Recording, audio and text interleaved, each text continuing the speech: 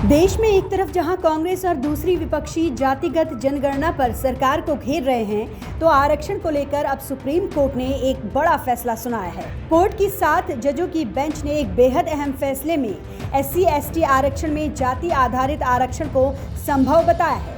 Court के इस फैसले के बाद देश भर से प्रतिक्रिया सामने आ रही है। आइए अब आपको बताते हैं कि कोर्ट ने अपने फैसले में क्या कुछ कहा, जिसके बाद देश का सियासी मिजाज बदल गया है।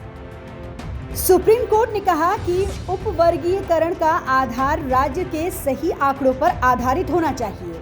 SC/ST के भीतर ऐसी श्रेणियां हैं जिन्हें सदियों से उत्पीड़न का सामना करना पड़ रहा है। SC/ST के सदस्य अक्सर प्रणालीगत भेदभाव की वजह से सीढ़ी पर चढ़ने में सक्षम नहीं होते हैं। अनुच्छेद 14 जाति के उपवर्गीकरण की अनुमति देता है।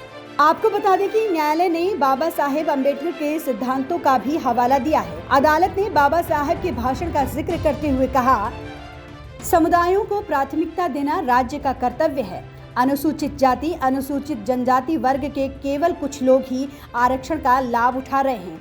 उन्होंने कहा कि जमीनी हकीकत से इनकार नहीं किया जा सकता कि SC/ST के भीतर ऐसी श्रेणियां हैं जिन्हें सदियों से उत्पीड़न का सामना करना पड़ रहा है। उपवर्गीकरण का आधार ये है कि एक बड़े समुदाय में से एक ग्रुप को ज़्यादा भेदभाव का सामना करना पड़ता है। सुप्रीम कोर्ट ने कहा कि कोटे में कोटा समानता के खिलाफ नहीं है। हालांकि इस फैसले में जस्टिस बेला त्रिवेदी ने बहुमत से अलग राय दी। उन्होंने कहा कि मैं इस बात से सहमत नहीं हूं, जिस तरीके से 3 जजों की बेंच ने इस मामले को बड़ी बेंच को भेजा, उसमें कोई कारण नजर नहीं आता। वैसे देखना यही है कि देश में जातिगत जनगणना की विपक्ष की मांग के बीच ये सुप्रीम फैसला क्या असर छोड़ता है। नीतू गौरकेला, नवोदय टाइम्स, पंजाब केसरी।